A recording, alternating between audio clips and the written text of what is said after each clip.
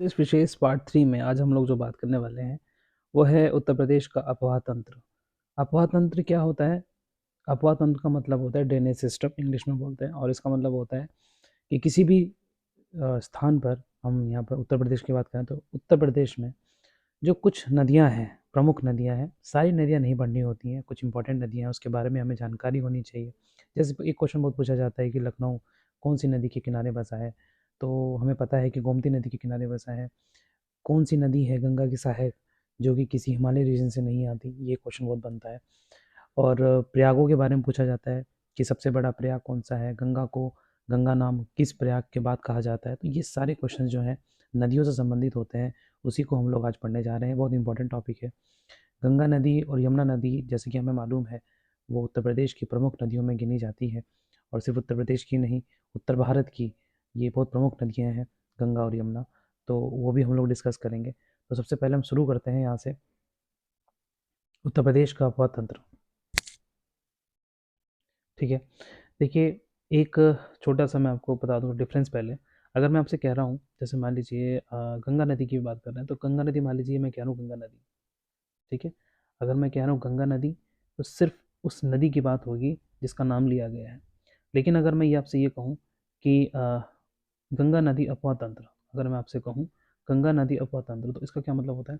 गंगा नदी प्रमुख खुद तो इसमें काउंट होगी, और साथ में जितनी नदियाँ इसमें आकर मिलती हैं, जितनी नदियाँ इसमें अपना जल गिराती हैं, उन सभी को जब हम मिला लेंगे तो इसको कहा जाएगा गंगा नदी अफवाह तंत्र। क्या कहा जाएगा?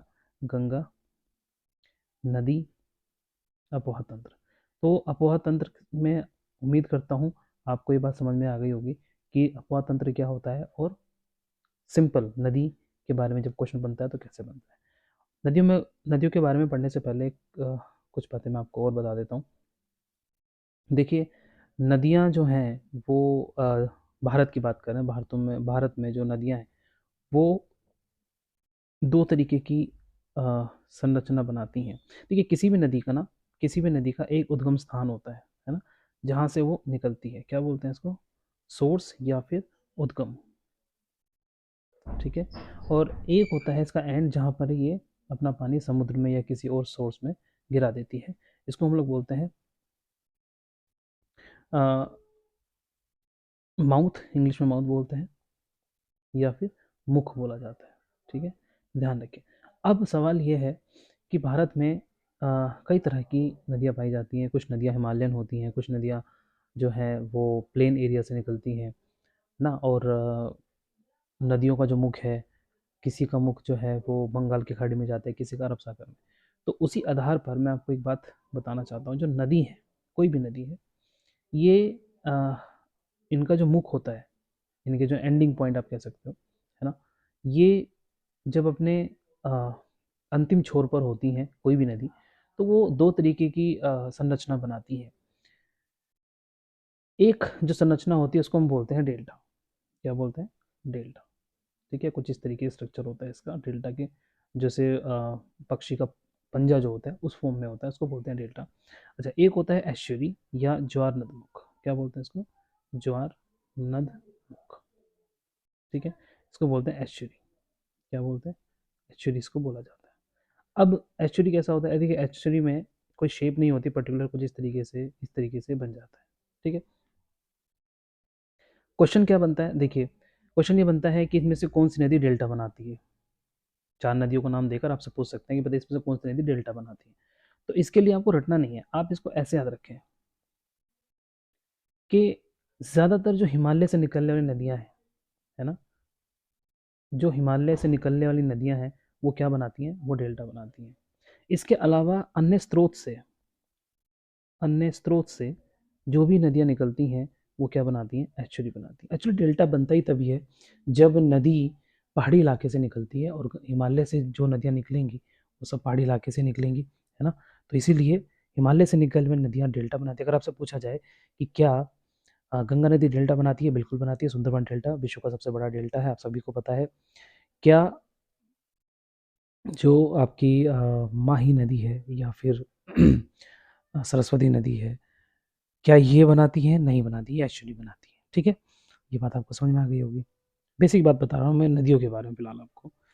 अच्छा, तीसरी बात जो हमें पता होनी चाहिए वो ये, आपसे पूछा जाता है 4 नदियों का नाम देकर आपसे पूछ लेते हैं कि बताइए इसमें से कौन-सी नदी गंगा की दाएँ हाथ की नदी है, कौन-सी बाएँ हाथ की नदी है?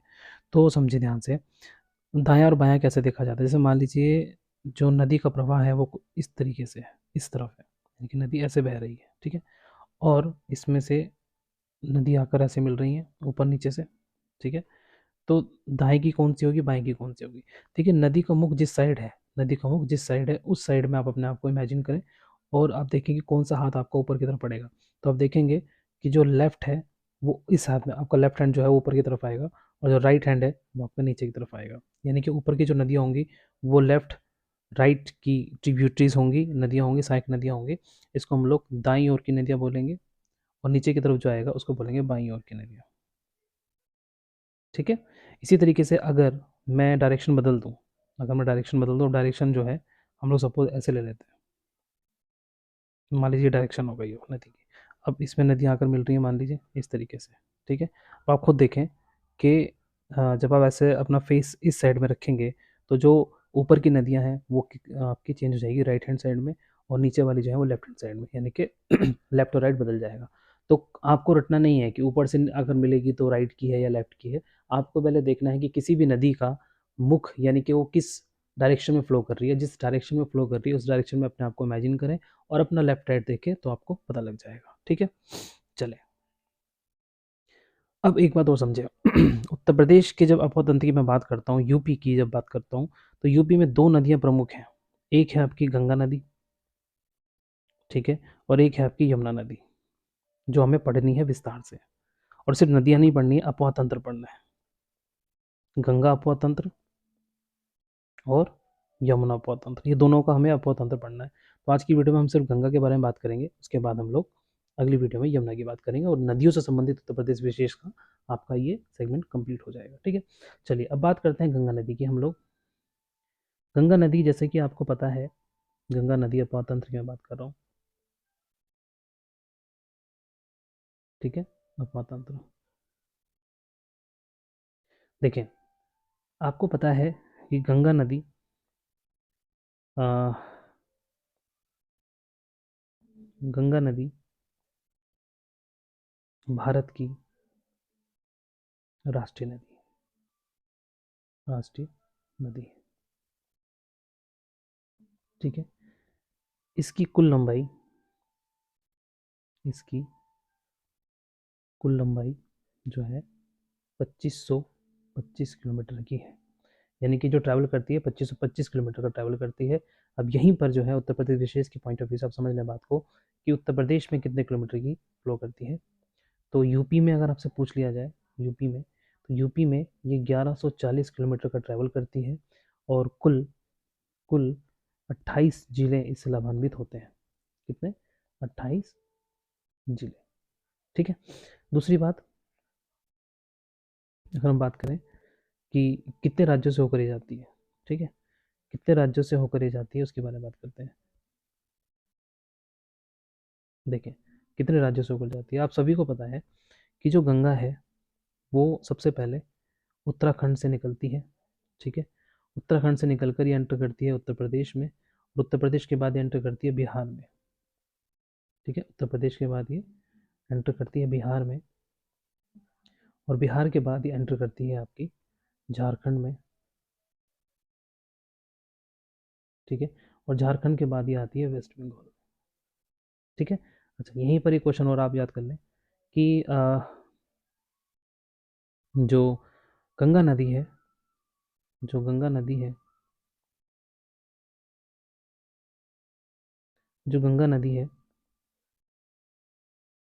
इसको मैं अलग से बता देता हूँ, यहाँ जगह कम पड़ेगी। देखिए, कुछ बातें जो हैं आप सीधा याद रखें। देखिए, यहाँ लिखते हैं हम लोग इसको, गंगा नदी। देखिए, गंगा नदी जो है ये देवप्रयाग के बाद मानी जाती है। देवप्रयाग के बाद इसको गंगा कहा जाता है। इसका जो पुराना नाम है या एंशिएंट नेम आप कह सकते हैं, पुराना नाम वो है भागीरथी। क्या है? भागीरथी, ठीक है? यह कुल 5 राज्यों से जाती है, ऊपर बताया मैंने। 5 राज्यों से जाती है। और सर्वाधिक, अगर आपसे पूछे सर्वाधिक जो है ये कहाँ बहती है, सर्वाधिक ये उत्तर प्रदेश में बहती है। और न्यूनतम, न्यूनतम जो है ये झारखंड में बहती है। कहाँ पर, झारखंड में। ठीक है। दूसरी बात, अगर आपसे पूछा जाए कि गंगा नदी को मैदानी क्षेत्र, मैदानी क्षेत्र, पहला मैदानी क्षेत्र, ठीक है, ये कहाँ मिलता है, तो आप बताएंगे ये मिलता है आपके हरिद्वार में। हरिद्वार से जो है गंगा प्लेन एरिया में एंटर कर जाती है। हरिद्वार से पहले ये पूरी की पूरी पहाड़ी इलाकों में बहती है। ठीक है।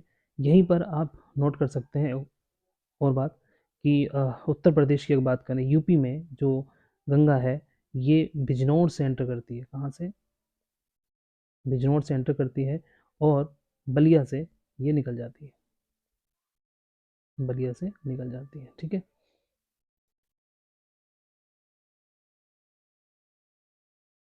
बिजनौर से प्रवेश करती है, यहाँ से ये निकल जाती है। ठीक है। ये कुछ बातें जो है आपको ध्यान रखनी है जो कि गंगा से संबंधित है। देवप्रयाग से इसको गंगा कहा जाता है। पुराना नाम इसका भागीरथी है। 5 राज्यों से फ्लो करती है, ऊपर बता चुका हूँ। मैदानी क्षेत्र पहला इसका हरिद्वार है और यूपी में बिजनौर से एंटर करती है और बलिया से निकल जाती है। ठीक है। अब अगली बात जो हम करेंगे वो है आपकी प्रयाग। प्रयाग क्या होता है, देखिए प्रयाग, ठीक है, प्रयाग का मतलब होता है आपका संगम। संगम कह सकते हैं, प्रयाग भी कह सकते हैं। ठीक है। संगम, जहाँ पर 2 या 2 से अधिक नदियाँ मिलती हैं उसको क्या कहते हैं, संगम या प्रयाग कहते हैं। कुल कितने प्रयाग हैं, याद रखें 5 प्रयाग हैं। इसके बारे में अभी मैं आपको बताऊंगा। 5 प्रयाग हैं। ठीक है। और यहीं पर एक क्वेश्चन याद रखें, सबसे बड़ा प्रयाग, सबसे बड़ा प्रयाग, सबसे बड़ा प्रयाग अगर आपसे कोई पूछे तो आप आंसर करेंगे प्रयागराज, जो कि इलाहाबाद, जिसको आप जानते थे पहले। ठीक है। अब जो 5 प्रयाग हैं उनके बारे में बात करते हैं। देखिए यहीं से आपको गंगा नदी का जो उद्गम है, यानी कि जो ओरिजिन है, सोर्स है, वो भी पता लगेगा। देखिए आपको याद रखने हैं 3 तीर्थ स्थान का नाम, बद्रीनाथ, केदारनाथ, गंगोत्री और यमुनोत्री। 4 मैंने लिख दिए, 3 इसमें संबंधित है गंगा से, एक है यमुना से। देखिए मैं यहाँ पर लिख रहा हूँ, तो जो पहला है ये है बद्रीनाथ, यह है केदारनाथ, यह है गंगोत्री और यह है आपका यमुनोत्री, है ना। देखें जो आपका अ, अगर हम देखें, बद्रीनाथ से एक नदी निकलती है और इस तरीके से, ठीक है, इस नदी का नाम क्या है, इस नदी का नाम है अलकनंदा। क्या नाम है, अलकनंदा। ठीक है, अलकनंदा नदी है। अब यहीं पर आपके प्रयाग बनेंगे। 5 प्रयागों की मैंने बात करी, पांचों प्रयाग आपके अलकनंदा से ही बनते हैं। और यहाँ से क्वेश्चन बहुत आते हैं, कई बार मैच द फॉलोइंग में भी आ जाता है, तो आप ध्यान से सुनते जाइए और समझते जाइए। देखिए ये जो अलकनंदा नदी आप देख रहे हैं ये प्रमुख नदी है, जिसमें अलग अलग नदियाँ आकर मिलेंगी और अलग अलग प्रयाग बनाएंगी। तो एक एक करके देखते जाइए। सबसे पहले यहाँ से एक नदी आकर मिलती है जिसका नाम है धौली गंगा। क्या नाम है इसका, धौली गंगा। धौली गंगा जब मिलती है तो यहाँ पर एक प्रयाग बनता है। मैं यहाँ पर पहले प्रयाग बना देता हूँ, 2, 3, 4 और ये आपके 5। ठीक है। तो ये जो आप देख रहे हैं धौली गंगा जहाँ पर मिलती है यहाँ पर बनता है विष्णु प्रयाग। क्या बनता है, विष्णु प्रयाग। उसके बाद एक और नदी इसी तरीके से यहाँ पर आके मिलती है इसमें, इसका नाम है नंदाकिनी। क्या नाम है, नंदाकिनी।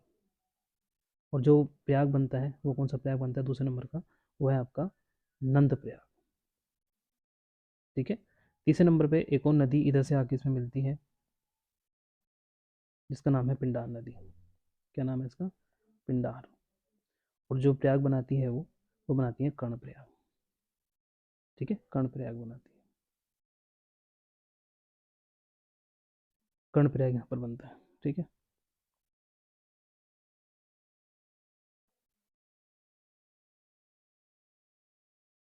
उसके बाद अगर आप देखेंगे ध्यान से, तो यहाँ पर जो केदारनाथ मैंने लिखा है ऊपर, के से मतलब केदारनाथ, यहाँ से एक नदी निकलती है एक्चुअली में, बहुत प्रमुख नदी है ये भी अपने आप में।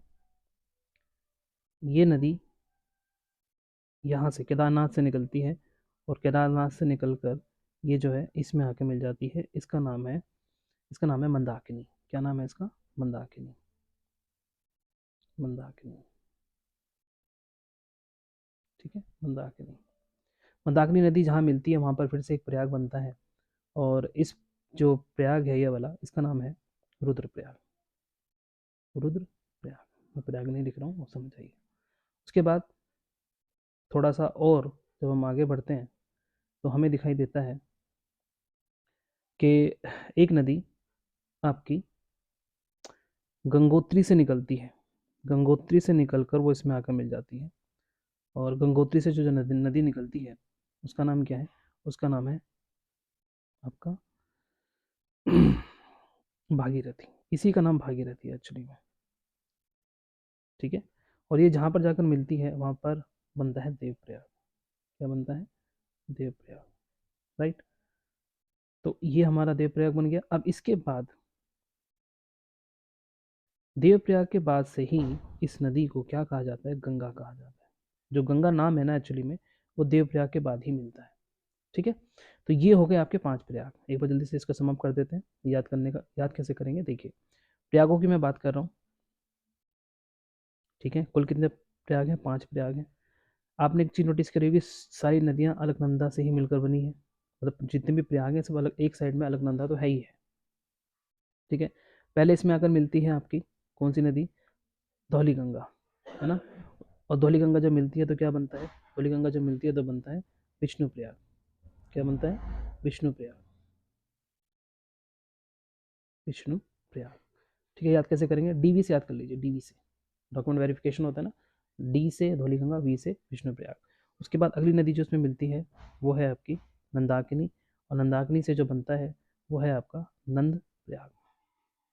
इसको तो याद करने की जरूरत नहीं है, सीधा सीधा ना से नंदाकिनी और ना से नंद प्रयाग। उसके बाद इसमें आके मिलती है पिंडार नदी, और बनाता है कौन सा प्रयाग?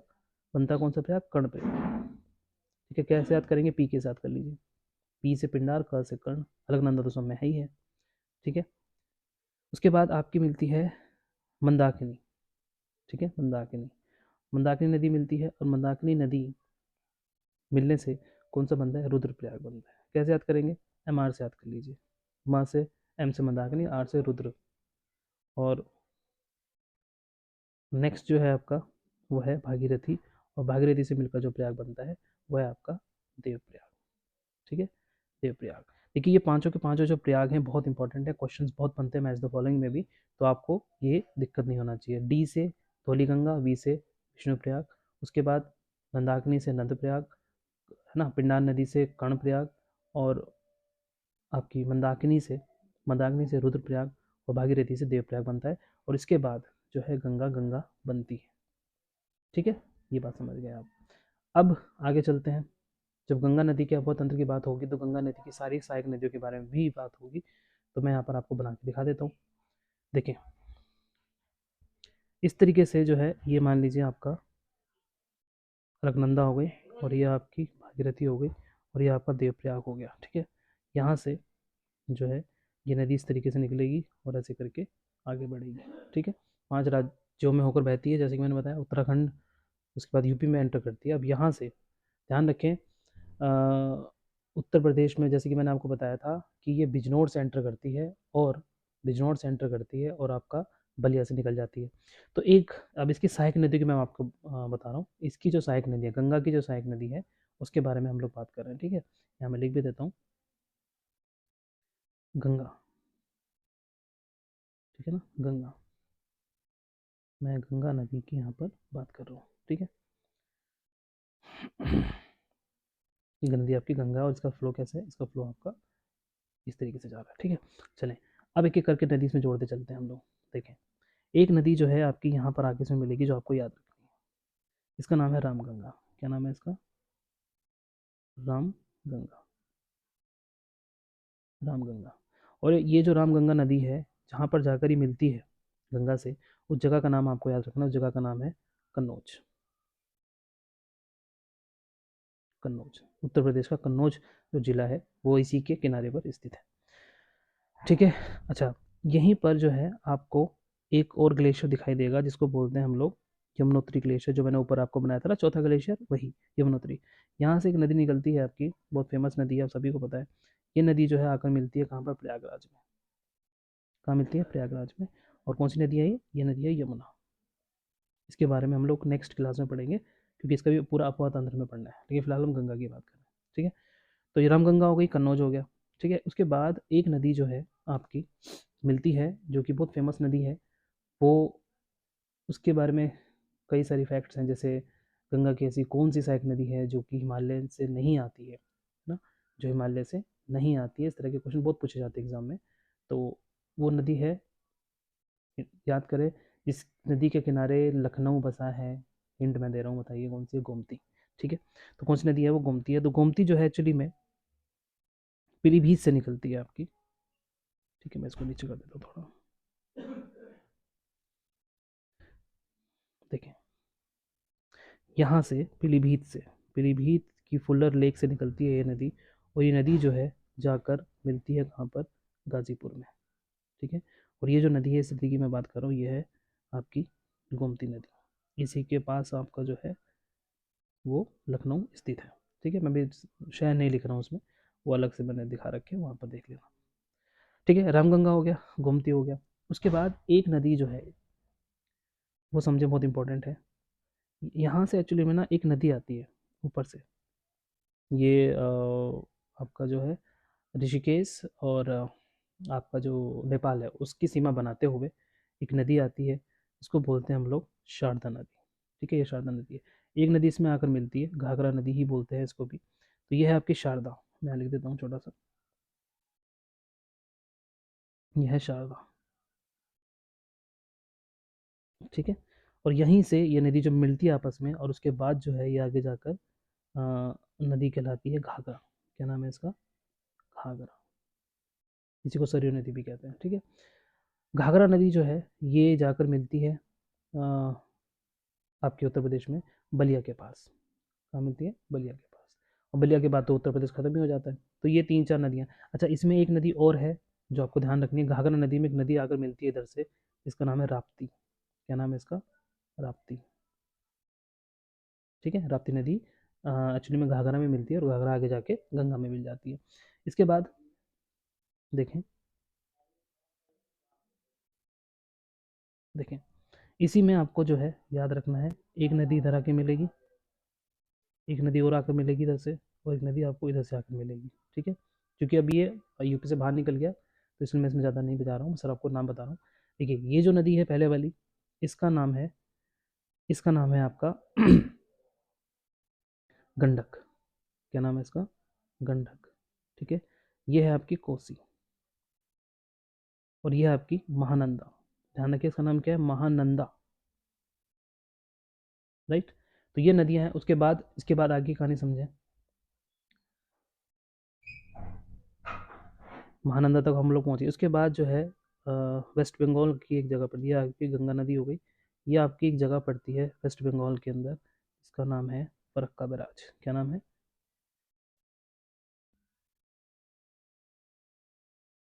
फरक्का बैराज। बहुत इंपॉर्टेंट पॉइंट समझा रहा हूँ, समझे ध्यान से। देखिए, फरक्का बैराज से एक्चुअली में जो गंगा है वो दो हिस्सों में पड़ जाती है। एक हिस्सा तो चला जाता है आपका बांग्लादेश के अंदर, और इसमें से एक इसकी सहायक डिस्ट्रीब्यूटरी निकाली जाती है, जिसका नाम है हुगली। इसका नाम क्या है, हुगली। कलकत्ता जिस नदी के किनारे बसा है वो हुगली नदी है, जो कि गंगा की, ध्यान रखिएगा, ये गंगा की सहायक नदी नहीं है, ये गंगा नदी की एक शाखा है। ठीक है ना। उसके बाद जब ये बांग्लादेश में एंटर करती है, ये पूरा जो मैं बता रहा हूँ अब आपको, ये बांग्लादेश है। क्या है ये, बांग्लादेश। ठीक है, ये बांग्लादेश है आपका। अब यहाँ पे क्या होता है कि इधर से आपको पता है कि ब्रह्मपुत्र नदी आती है, और इसमें आकर वो मिल जाती है किस नाम से, ये है आपका जमुना। याद रखिएगा, ब्रह्मपुत्र को बांग्लादेश में जमुना के नाम से जाना जाता है। और गंगा नदी को बांग्लादेश में गंगा नहीं कहते हैं, क्या कहते हैं, पद्मा कहते हैं। ठीक है, उसमें फिर और भी नदियाँ इसमें आकर मिलती हैं।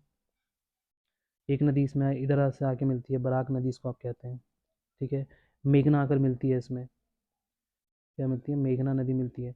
उसके बाद मेघना नदी के नाम से ये जो है अपना डेल्टा बना देती है, और इसी डेल्टा को क्या कहते हैं, इसी डेल्टा को कहते हैं सुंदरबन डेल्टा, सुंदरबन डेल्टा। ठीक है ना। तो ये पूरा का पूरा जो है गंगा नदी का स्ट्रक्चर है, जो हमने देखा किस तरीके से निकलती है और कैसे इसके प्रयाग बनते हैं। ठीक है। अच्छा, इन नदियों के बारे में मैंने यहाँ पर डिटेल दे रखी है, एक एक करके मैं आपको वही बता देता हूँ ताकि आपका। अच्छा, एक चीज़ और मैं आपको बताना भूल गया। नीचे से जब हम देखते हैं गंगा नदी को, यमुना नदी एक तो आपको मैंने बताई। अच्छा, ऊपर की जितनी भी नदियाँ हैं, रामगंगा, गोमती, घाघरा, है ना, राप्ती, गंडक, कोशी, महानंदा, ये सारी की सारी जो है ये बाईं ओर की नदियाँ हैं, गंगा की बाईं ओर की नदियाँ हैं। जबकि जबकि एक तो यमुना हो गई आपकी, दाईं ओर की मानी जाएगी। इसी के साथ एक नदी और इसमें आके मिलती है यहाँ पर बलिया के बाद बिहार में, केन नदी। ठीक है, बिहार नदी, बिहार से, सॉरी, केन नदी, नॉट केन, इट्स सोन नदी। सोन नदी जो है वो भी गंगा की ही सहायक है, ध्यान रखना है आपको, और ये पटना में जाकर मिलती है। ठीक है, खैर, तो ये नीचे की तो सिर्फ दो ही नदी आपको याद रखनी है, एक तो यमुना और एक सोन नदी, और ऊपर की सारी नदी मैंने आपको बता दी। चलिए बस क्विकली ना हम लोग मैप में भी देख लेते हैं थोड़ा सा, ताकि मैप में आपको क्लैरिटी आ जाए। देखिए, ये मैप आपको यहाँ पर मिलेगा, देखिए, ये देखिए। ठीक है, वहाँ पर मैंने आपको बना के दिखा दी, यहाँ पर आपको पूरा का पूरा मैप, ये सारा का सारा आप देख पा रहे होंगे। ठीक है, ये सारा का सारा आप देख पा रहे होंगे। जैसे ये आप देखें, ये गंगा नदी है, ब्लू कलर की जो आप देख पा रहे हो ना, ये गंगा नदी है मेनली, ये गंगा नदी है। ठीक है, उसके अलावा ये जितनी भी है, ये आपकी रामगंगा हो गई।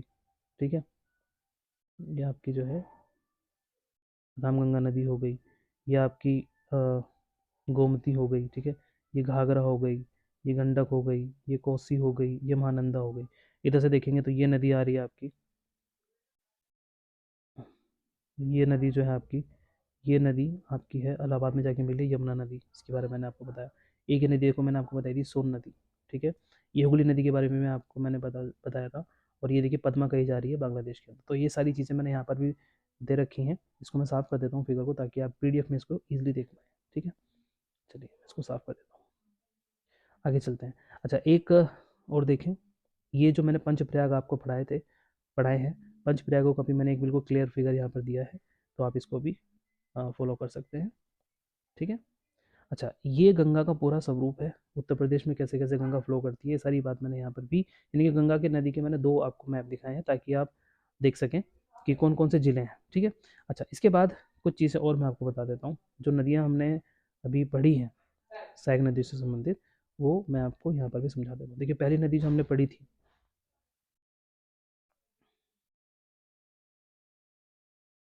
पहले नदी हमने रामगंगा के बारे में पढ़ा था। रामगंगा नदी के बारे में आपको क्या ध्यान रखना है, ये भी यमुनोत्री के पास से ही निकलती है, बंदरपूछ से निकलती है। और वैसे इसका तुम बंदरपूछ नहीं है, यमुनोत्री के पास से ही निकलती है। ठीक है, रामगंगा। बस आपको ध्यान क्या रखना है इससे संबंधित, किसके पास ही जो है, जो आपका जिम कॉर्बेट नेशनल पार्क है, जो कि इंडिया का पहला नेशनल पार्क भी है, और ये पहला टाइगर रिजर्व भी है। इस पूरे जिम कॉर्बेट नेशनल पार्क से ही रामगंगा निकल कर आती है। तो आपको एक चीज़ ध्यान रखनी है, जब आप कभी जाएंगे जिम कॉर्बेट नेशनल पार्क, तो देखना वहाँ पर एक जगह रामगंगा नेशनल पार्क भी लिखा हुआ है, तो आप देख सकते हैं वहाँ पर जाके। ठीक है, उसके बाद हम बात करें आगे, तो शारदा नदी के बारे में मैंने आपको बताया था, ये सबसे इंपॉर्टेंट नदी मानी जाती है गंगा की सहायक नदियों में। क्यों, उसके पीछे रीज़न है। एक तो ये कुमाऊं हिमालय से निकलती है। ठीक है, दूसरा इसे काली गंगा भी कहते हैं, इस बात को आपको ध्यान रखना है। इसी को काली एक चीज़ कट गया, काली गंगा भी कहते हैं, इसी को गोरी गंगा भी कहा जाता है। ठीक है, दूसरी चीज़ क्या है, ये उत्तर प्रदेश और नेपाल के बीच में सीमा बनाती है ना, बाउंड्री बनाती है नेपाल और उत्तर प्रदेश के बीच में। ये सीमा में बहती हुई, मतलब एक रेखा में बहती हुई आती है, और इस सीमा निर्धारण का काम करती है उत्तर प्रदेश और नेपाल के बीच में। और यही वो नदी है जो उत्तराखंड और नेपाल के बीच में भी सीमा बनाती है। तो बहुत इंपॉर्टेंट क्वेश्चन है। और इसका जो प्रवाह मार्ग है ना, प्रवाह जो मार्ग है, ये कुछ इस तरीके से चलती है, देखो ऐसे करके। तो ये टेढ़ा मेढ़ा मार्ग, या सांप की तरह कह सकते हैं आप इसको। 3 पॉइंट इसके बारे में आपको ध्यान रखना है, ज़्यादा नहीं। घाघरा नदी के बारे में मैंने आपको बताया, गंगा नदी की बाईं ओर की जो नदियां हैं, सहायक नदियां, उस उसमें सबसे बड़ी कोई सहायक नदी है तो वो कौन सी है? घाघरा नदी है। ठीक है। कहाँ से निकलती है?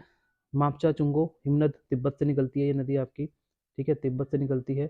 और इसी का नाम सरयू भी है। इसी का नाम क्या है? सरयू। घाघरा नदी को ही सरयू नदी कहा जाता है। ठीक है। उसके बाद बात करें इसकी कुछ इंपॉर्टेंट नदियाँ, जैसे राप्ती, मैंने आपको बताया राप्ती किसकी सहायक है? राप्ती घाघरा की सहायक मानी जाएगी। और अगर घाघरा ऑप्शन में नहीं है तो गंगा की मानी जाएगी, क्योंकि अल्टीमेटली पानी तो गंगा में ही जा रहा है। एक आपको याद रखना है करनाली, ये क्वेश्चन पूछा गया था, करनाली किसकी सहायक नदी है? तो हम क्या बताएंगे? घाघरा की। छोटी गंडक आपसे पूछ सकते हैं क्वेश्चन कंफ्यूज करने के लिए कि छोटी गंडक किसकी सहायक नदी है, तो गंडक भी ऑप्शन में देंगे, लेकिन गंडक इसका आंसर नहीं होगा, ये घाघरा की सहायक नदी है। ठीक है। राप्ती नदी, जो कि मैंने अभी आपको बताया, राप्ती नदी के बारे में भी समझ लीजिए थोड़ा सा। ये रुकुमकोट नेपाल से निकलती है। और रोहिणी जो है इसकी एक सहायक नदी है, जो आपको ध्यान रखनी है, कई बार पूछ लेते हैं सीधा सीधा।